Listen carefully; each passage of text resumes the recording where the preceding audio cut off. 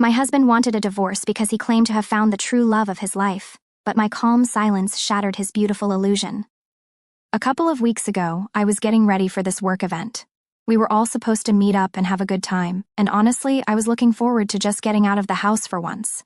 As I'm putting on my shoes, my husband, well, ex-husband now, Daniel comes up to me and says, "We need to talk."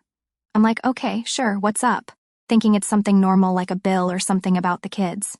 But no, he goes, "I've met someone. I'm leaving." Just like that. We've been married for 10 years, together for 15, and we've got 2 boys, Owen and Logan, 12 and 11. So this wasn't just some casual breakup, you know.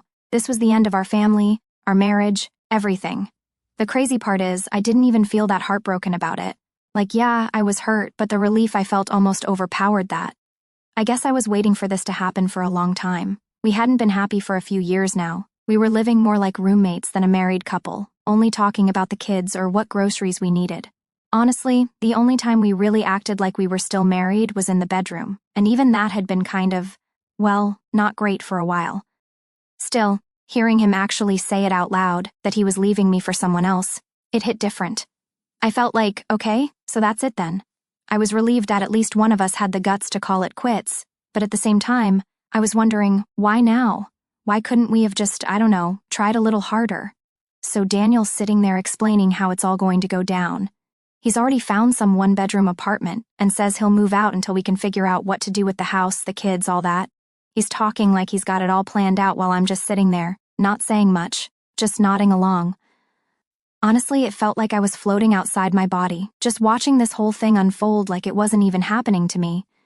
You ever feel that, like, this can't be your life, it's too ridiculous to be real?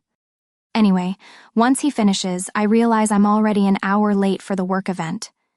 So I grabbed my phone to order an Uber, not wanting to deal with any more of this nonsense. While I'm waiting outside for my ride, I get a text from Mark, one of my coworkers, asking why I'm so late. Without thinking much of it, I text back something like, "Oh, Mark, you don't even know the half of it. My husband just dumped me, so I'm free now, haha." But guess what? I didn't send that text to Mark. I sent it to Daniel. Yep. And of course, the second I realized it was too late to take back. Now you'd think Daniel wouldn't care, right? Like, he's leaving me for some younger woman, why would he give a damn about what I think? But no, that text set him off. He storms out of the house, furious, accusing me of being heartless, like I'm the villain here. "How can you joke about something like that?" he yells. And I'm just standing there like, "Dude, you literally just told me you're leaving me for someone else. What do you expect me to do? Beg you to stay?" I tried explaining that it was just a stupid text, part of this inside joke we've got going at work. I mentioned how a bunch of my CO workers have been splitting up recently, so we've been joking about how our department is cursed, like whoever works there is doomed to get divorced. But did he care? Nope. He was too pissed about the fact that I wasn't falling apart the way he probably expected me to. It's like he wanted me to beg or cry or something, but I was just done. And honestly, I think that's what pissed him off the most, that I wasn't falling apart over him leaving. So now, instead of sticking to his grand plan of moving out, Daniel decides he's going to stay. Suddenly, he's not so sure about the divorce. He's going back on everything he just told me. And instead of having a rational conversation like adults, he starts ignoring me, giving me the silent treatment anytime I ask him about his plans. Like when he's moving out, he just brushes me off or straight up doesn't answer. One day, in one of the few conversations we actually had, he says something about how he was going to be generous with me during the divorce. But now, because of that stupid text, he's going to take me for everything I've got. I'm not even kidding. He really thought that text was some kind of betrayal. I just looked at him and said, "You can't take what I don't care about. All I want is my freedom." And that's when he lost it. He slapped me right across the face, hard.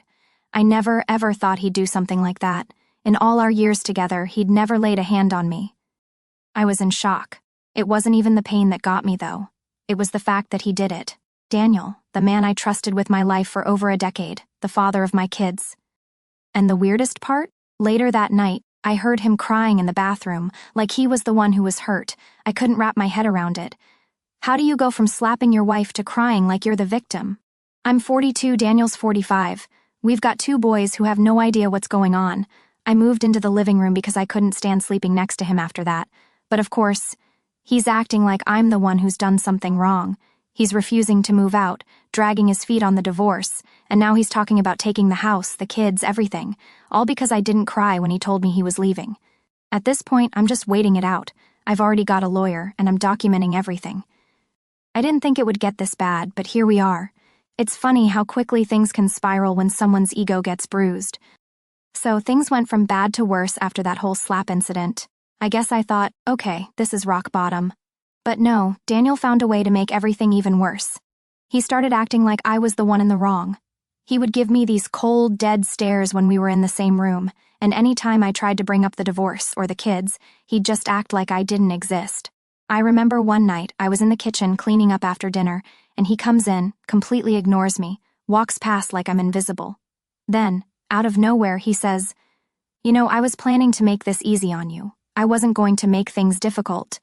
But now you're going to regret that text for the rest of your life." I just stood there staring at him, trying to figure out if this was real.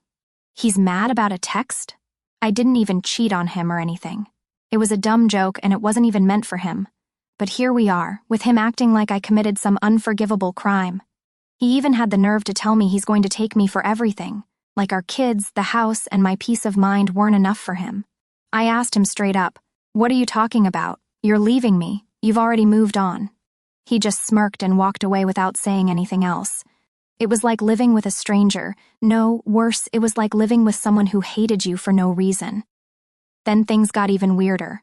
One night, Daniel sits me down, like he's about to have this heart-to-heart conversation, and I'm thinking, okay, maybe we can actually talk like adults. Nope. He goes, "I've been thinking, maybe we rushed into this whole divorce thing. Maybe we can work it out." Now, this came completely out of nowhere. Just a few days before, he was telling me how I'd ruined everything and that I was going to pay for it. Now he's talking about working it out? I didn't know whether to laugh or scream. It felt like he was playing some twisted game with my head.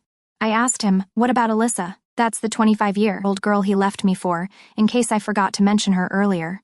He said, "I'm not sure about her anymore. She's starting to be a little clingy, and she wants kids. You know I can't have any more kids after the vasectomy." I just sat there, trying to process what he was saying. So, he's already having problems with his new girl, and now he wants to maybe try to fix things with me, like I'm some backup plan in case his fling doesn't work out? No, I wasn't having it, but of course he keeps pushing. He starts reminiscing about the good times we had, talking about how we've got the kids, how we've built a life together, and honestly, for a split second, I almost thought about it. I almost considered what it would be like to try again, for the kids, for the house, for whatever. But then I snapped back to reality and remembered the slap, the threats, and the way he treated me like garbage just days ago. I told him, "Daniel, we haven't been happy for years. You checked out a long time ago, and so did I. We're just holding on to something that doesn't exist anymore." He just stared at me for a minute, like he couldn't believe I was rejecting him. Then he says, "Fine, I'll move out, but don't expect me to go easy on you in the divorce." And that was the end of that conversation. As if things couldn't get worse, our kids started picking up on the tension. Owen, our oldest, came to me one day and asked if everything was okay. He's 12, but he's smart. He knows something's up, even if we hadn't told him anything yet. I tried my best to reassure him, telling him that sometimes parents just have problems, but it doesn't mean we love him or his brother any less. But Owen wasn't buying it. He asked me, "Is Dad leaving us?" That question hit me like a ton of bricks because how do you even answer that? I didn't want to lie to him, but I also didn't want to give him the whole truth just yet. So I told him, "Dad's going to be moving out for a while, but you'll still see him. He loves you both very much." Owen just nodded and didn't say anything else, but I could tell he was upset. He walked away, and I just stood there, feeling like I'd failed. I'd failed as a wife, and now I felt like I was failing as a mom too. All I wanted was for my boys to be okay. But this whole mess was affecting them more than I realized. Then Logan, our youngest, came up to me later that night, and he was crying. He asked, "Is it my fault? Did I do something wrong? Is that why Dad's leaving?" That just broke me. I sat him down and tried to explain that it wasn't his fault at all, that this had nothing to do with him or Owen. But how do you convince a kid of that when everything around him is falling apart? The next day, Daniel had a full-on meltdown. He comes home from work, slams the door, and starts ranting about how his new relationship with Alyssa is already falling apart.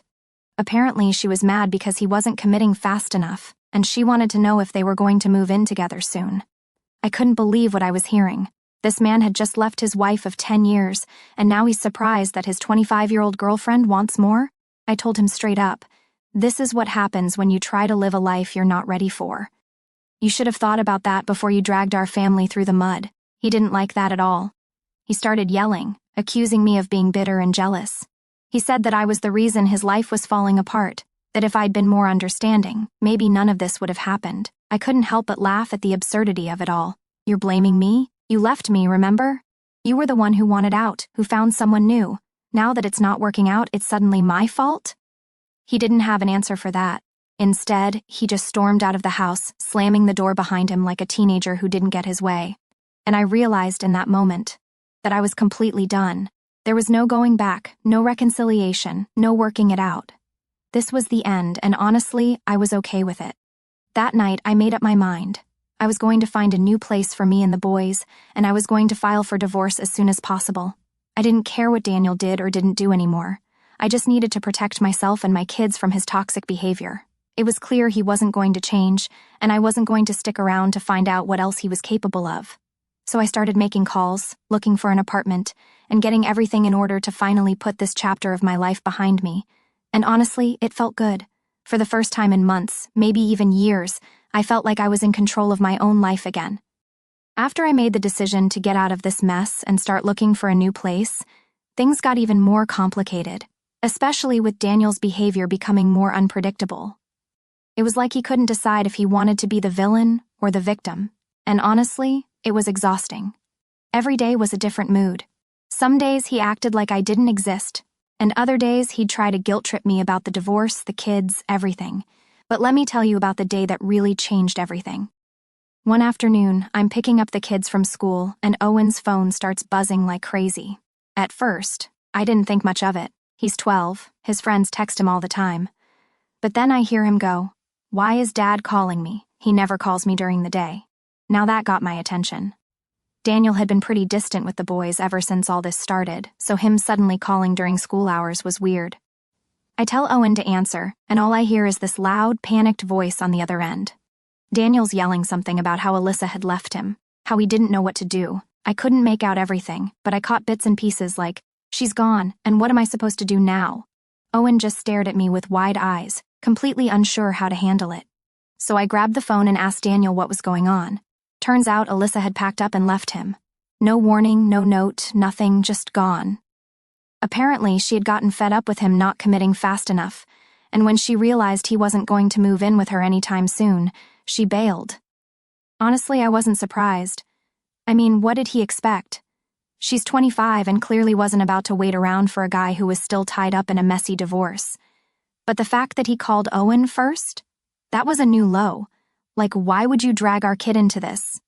I told Daniel, "Look, I don't know why you're calling him about this. It's not Owen's responsibility to deal with your relationship problems." He didn't like that, obviously. He just kept going on about how Alyssa was the best thing that happened to him, how he didn't know how to handle it, and how I wouldn't understand. Yeah, I wouldn't understand being left. The irony was wild. After that phone call, Daniel went full victim mode. He started acting all pitiful around the house, moping like a teenager who just got dumped for the first time. But the worst part?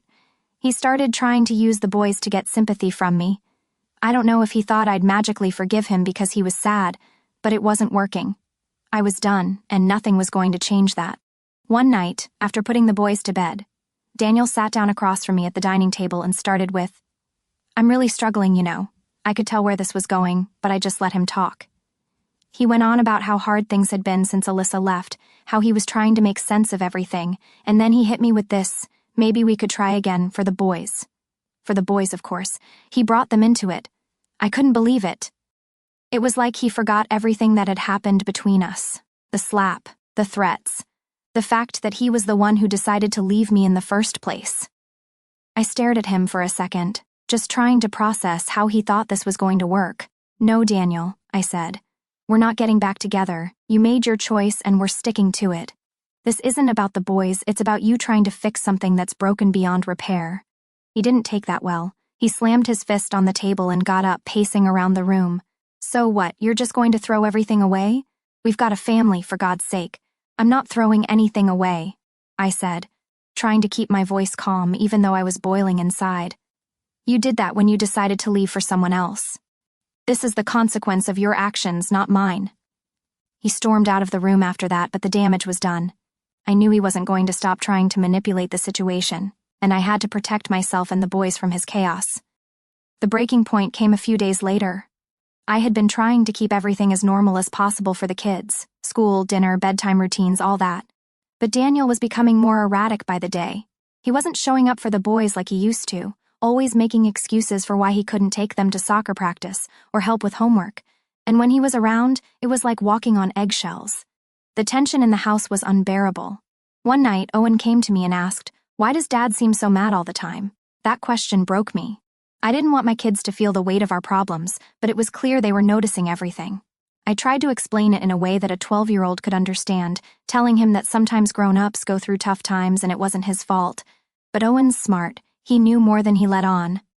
A couple of days later, Daniel was supposed to pick the boys up from school, but he didn't show. No call, no text, nothing. I ended up leaving work early to grab them, and when I got home, Daniel was just sitting on the couch, staring at the TV like nothing had happened. I asked him why he didn't pick up the kids, and he just shrugged. Shrugged! I lost it.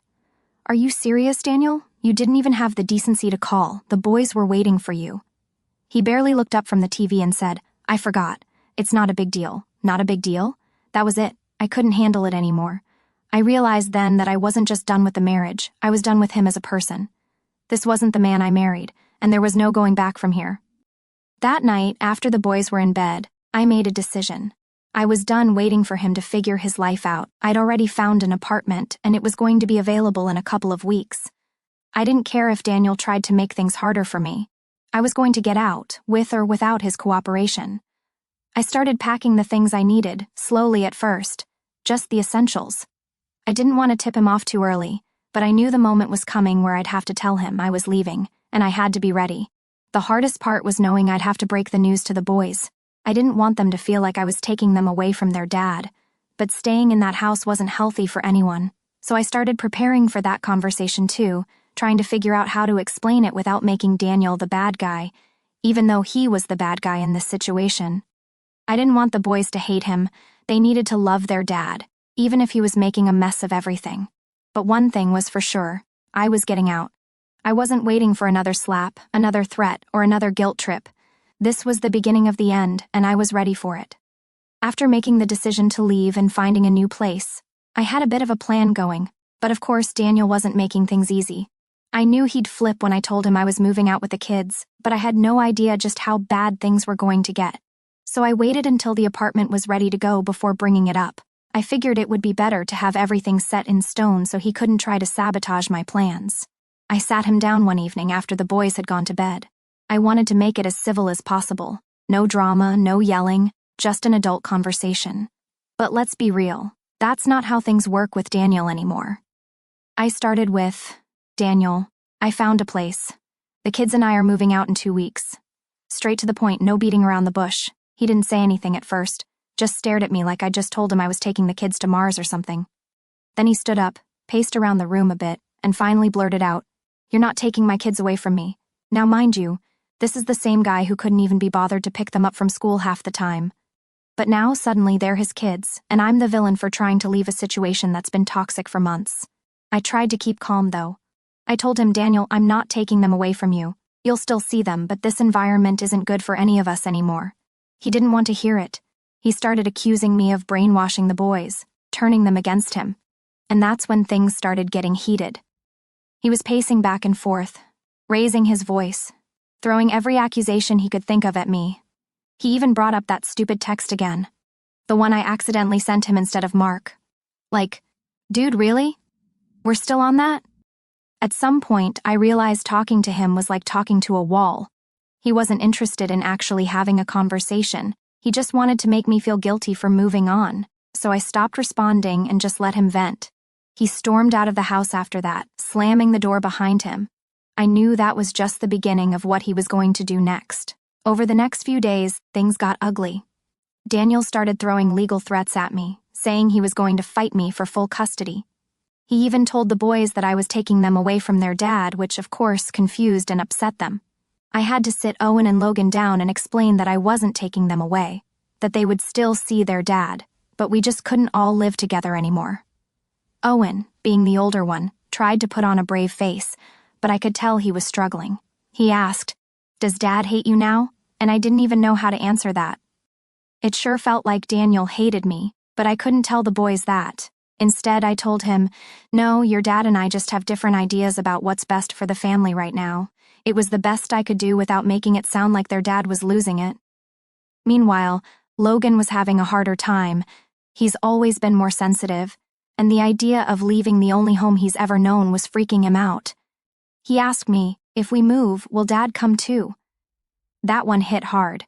I had to explain again that Dad would still be around, just not living with us, and I could see the confusion on his face. This was the part I dreaded the most, the impact it was having on the kids. 2 weeks later, I finally moved into the new apartment with the boys. It wasn't huge, but it was ours, and that was all that mattered. The first night there, after putting the boys to bed, I sat down in the empty living room and just breathed.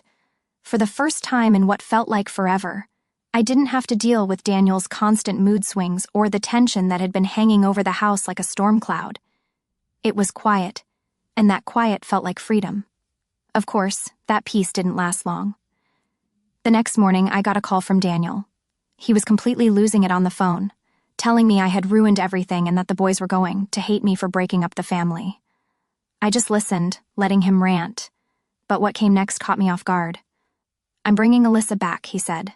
"She's going to move in, and the boys will see what a real family looks like." I almost dropped the phone. Alyssa, the girl who left him because he wouldn't commit, was somehow back in the picture now? I told him, "Daniel, you can't just bring someone into the boys' lives like that. They're already going through enough." But he didn't care. In his mind, this was his way of fixing things. He thought that bringing Alyssa back would somehow make him look like the good guy, like he was rebuilding the family, even though it was all a complete mess. I hung up, knowing that this wasn't the last time I'd have to deal with his nonsense. A couple of days later, the boys went to spend the weekend with Daniel, and sure enough, Alyssa was there. When they came back, Owen was quiet, and Logan seemed confused. Owen, being older, understood what was happening and didn't like it. He told me, "Dad's trying too hard. He acts like everything's fine, but it's not." Logan, on the other hand, was more innocent about it. He asked, "Is Alyssa going to be our new mom?" That question hit me like a punch to the gut, but I kept my cool.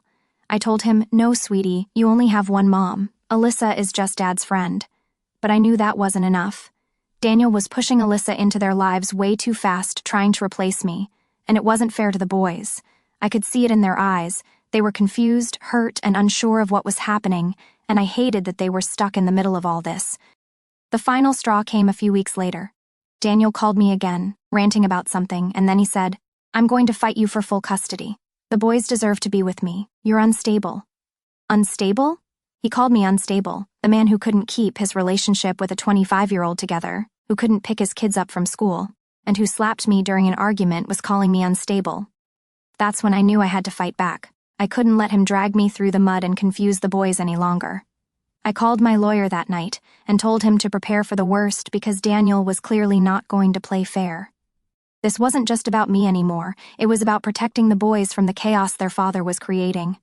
And if that meant going to court and fighting tooth and nail, then so be it. I wasn't going to let him mess up their lives just because he couldn't handle his own. That's when everything changed. Things got pretty wild after Daniel dropped that "I'm going for full custody" bomb on me. I knew he wasn't going to make this easy, but I didn't expect him to go that far. It was like everything was a game to him. One minute he's begging for us to get back together, and the next he's threatening to take the boys away from me. Honestly, at that point I was just exhausted, but I couldn't let him win. This wasn't just about us anymore. It was about protecting the boys from the mess he was creating. So I did what I had to do. I lawyered up. I'd already been talking to my lawyer, but now it was time to get serious. I wasn't going to let Daniel spin this situation into some fantasy where he's the perfect dad and I'm the unstable ex-wife. I knew the truth, and more importantly, the boys knew the truth. We filed for a formal custody agreement, and as expected, Daniel didn't take it well. He went ballistic when he got the paperwork. I'll never forget the phone call that followed. He was yelling, accusing me of trying to destroy his relationship with the boys. I just sat there on the other end of the line, letting him ramble on about how unfair I was being, how he was going to make sure I paid for this. It was honestly hard to keep my cool, but I knew I couldn't engage with him. That's what he wanted, a reaction. I calmly told him, "Daniel, this isn't about you and me anymore. It's about the kids. They need stability, and that's what I'm fighting for." He hung up on me. Fast forward a few weeks, and we're in court for the first custody hearing. I was a nervous wreck.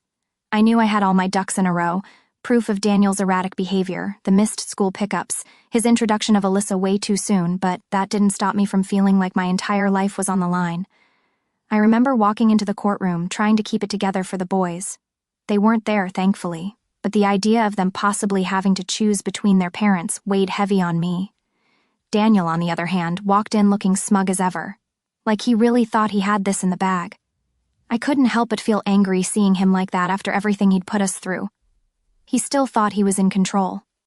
The hearing itself was a roller coaster. It was intense. Both of our lawyers went back and forth, but the real kicker came when Daniel's lawyer tried to paint me as this unstable, bitter ex. He even brought up that damn text message again, the one I accidentally sent to Daniel instead of Mark. They tried to twist it into me being cold and heartless, like I didn't care about the marriage ending, but my lawyer shut that down quick.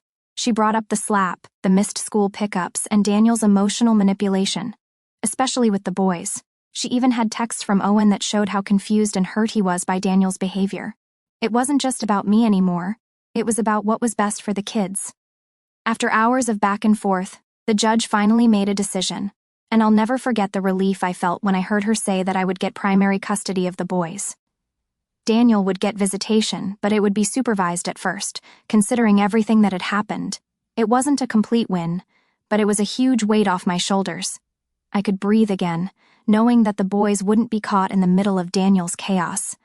I wouldn't have to worry about them being used as pawns in his twisted game anymore. Of course, Daniel didn't take the decision well. He stormed out of the courtroom like a toddler having a tantrum, mumbling about how unfair everything was. I didn't even look at him. I didn't need to. I was done giving him any more of my energy. But the drama didn't end there. Later that night, he called me, and at first I thought he was going to scream and yell like usual. But instead, he was crying, full-on sobbing into the phone about how he couldn't believe this was happening, how he never thought things would end like this. I won't lie, there was a small part of me that felt sorry for him. I mean, this was the man I'd spent 15 years of my life with, the father of my kids. But that sympathy didn't last long. He had made his choices, and now he was facing the consequences. I told him, "Daniel, this is what happens when you don't take responsibility for your actions. You're still their dad, but you need to get your life together if you want to be in their lives." He hung up on me again. In the weeks that followed, things started to calm down a bit. The boys were adjusting to our new routine, and I was doing my best to give them a sense of normalcy. Owen was still pretty quiet about everything, but he seemed relieved that the worst was over. Logan, on the other hand, was starting to bounce back to his old self. He'd always been more carefree, and I could see him relaxing now that we weren't living in constant tension. Daniel, surprisingly, started showing up for his supervised visits. I wasn't sure what his angle was at first, whether he was genuinely trying to make things right or if he was just trying to save face. But as time went on, he seemed to be making an effort, at least when it came to the boys. I wasn't ready to forgive him for everything, though. He still had a lot to prove, and to be honest, I didn't trust him enough to let my guard down. I wasn't going to let him drag us back into his mess again. A couple of months after the custody battle, I got a letter from Daniel. It was long, full of apologies, explanations, and promises that he was working on himself. He admitted that he had been wrong about a lot of things, leaving for Alyssa, trying to force a relationship with the boys before they were ready, and most importantly, how he treated me. Reading that letter, I felt a mix of emotions. Part of me was angry that it took him so long to realize what he'd done, but another part of me was relieved. Relieved that maybe, just maybe, he was starting to understand the damage he'd caused. I didn't respond to the letter. I wasn't ready to open that door again, and honestly, I didn't need to. I had moved on. The boys and I were building a new life, and I wasn't going to let the past drag me down. Now, months later, things are finally starting to feel normal again. The boys are thriving. We've settled into our new routine, and I'm focusing on my future. Daniel is still in the picture, but in a much smaller way. He's trying, I'll give him that, but it's going to take time for him to earn back the trust he lost. As for me, I'm just glad to be free. Free from the chaos, the manipulation, and the constant back and forth. It hasn't been easy, but I'm stronger now, and no matter what happens next, I know that I've got the boys and we're going to be okay. That's all that really matters.